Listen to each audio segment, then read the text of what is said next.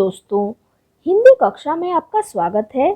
आज हम कक्षा 8 की हिंदी पाठ्यपुस्तक वसंत भाग 3 का पाठ 9 कबीर की साखियां का प्रश्न अभ्यास करेंगे।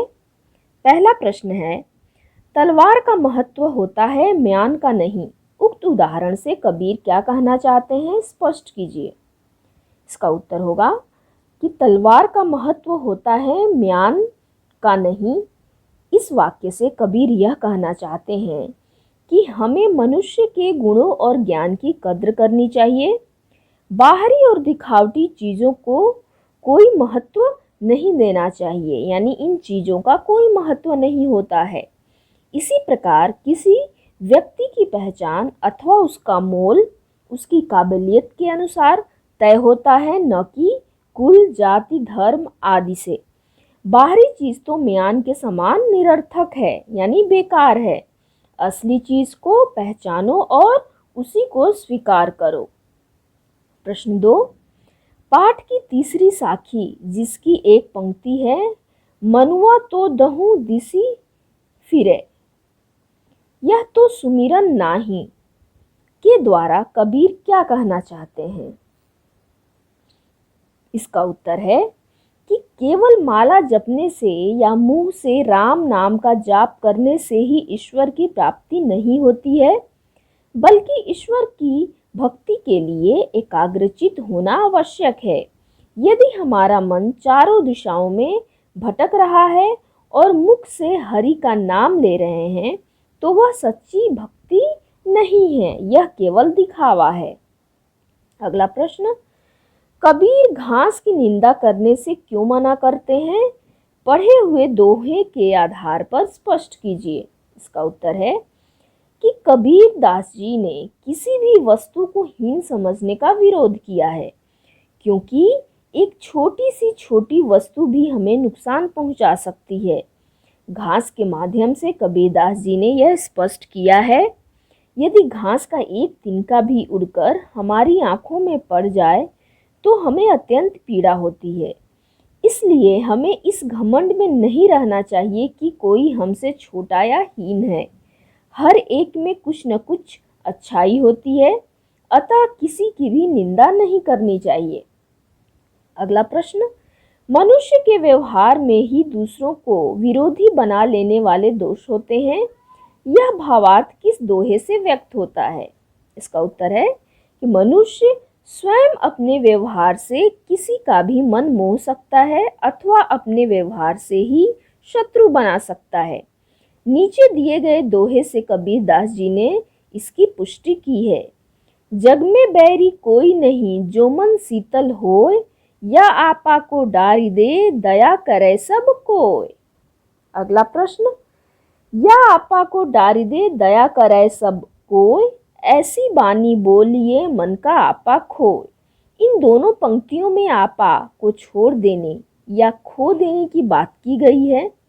आपा किस अर्थ में प्रयुक्त हुआ है?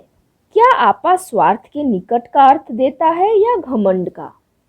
इसका उत्तर है कि उक्त दोनों पंक्तियों में आपा का प्रयोग उस घमंड के लिए प्रयुक्त है जो मनुष्य में धन, बल, सत्ता, प्रतिष्ठा आदि के कारण उत्पन्न हो जाता है। इसी घमंड के कारण वह स्वयं को श्रेष्ठ तथा दूसरों को कमतर समझने लगता है। उसे सभी अपने से हीन दिखाई देते हैं। इस प्रकार आपा से घमंड का ही अर्थ निकलता है। अगला प्रश्न, आपके विचार में आपा और आत्मविश्वास में तथा आपा और उत्साह में क्या कोई अंतर हो सकता है? स्पष्ट कीजिए। इसका उत्तर है कि आपा और आत्मविश्वास में क्या अंतर है, देखते हैं। आपा का अर्थ है अहंकार, जिसके कारण व्यक्ति स्वयं को दूसरों से श्रेष्ठ समझता है, जबकि आत्मविश्वास का अर्थ है अपने ऊपर विश्वास, जिसके बल पर वह असंभव कार्य करने की ठान लेता है और पूरा करता है। आपा और उत्साह में क्या अंतर है? आपा का अर्थ है अहंकार या घमंड, जिसके कारण व्यक्ति दूसरों से श्रेष्ठ समझता है, जबकि उत्साह का अर्थ है किसी काम को करने का जोश, उमंग तथा खुशी से काम में लग जाने का गुण। अगला प्रश्न, सभी मनुष्य एक ही प्रकार से देखते सुनते हैं, पर एक समान विचार नहीं रखते। सभी अपनी अपनी मनोवृत्तियों के अनुसार कार्य करते हैं। पाठ में आई कबीर की किस साखी से उपयुक्त पंक्तियों के भाव मिलते हैं? एक समान होने के लिए आवश्यक क्या है? लिखिए। इसका उत्तर है, कबीर की निम्नलिखित साखी समाज में सभी को समान मानने का उपदेश देती है। कबीर घास न नदिए जो पाँव तली होय, उड़ी पड़े जब आँखी में खरी दुहेली होय। तो एक समान होने के लिए समाज से हर प्रकार का भेदभाव समाप्त होना चाहिए। यह भेदभाव चाहे जातीय हो या आर्थिक, सभी लोगों को एक दृष्टि से देखा जाए तथा किसी के साथ पक्षपात का व्यवहार न किया जाए। अगला प्रश्न, कबीर के दोहों को साखी क्यों कहा जाता है? ज्ञात कीजिए। इसका उत्तर है कि कबीर के दोहों को साखी इसलिए कहा जाता है क्योंकि साखी शब्द साक्षी शब्द का तद्भव रूप है, जिसका अर्थ है आंखों देखा हुआ, गवाह या गवाही।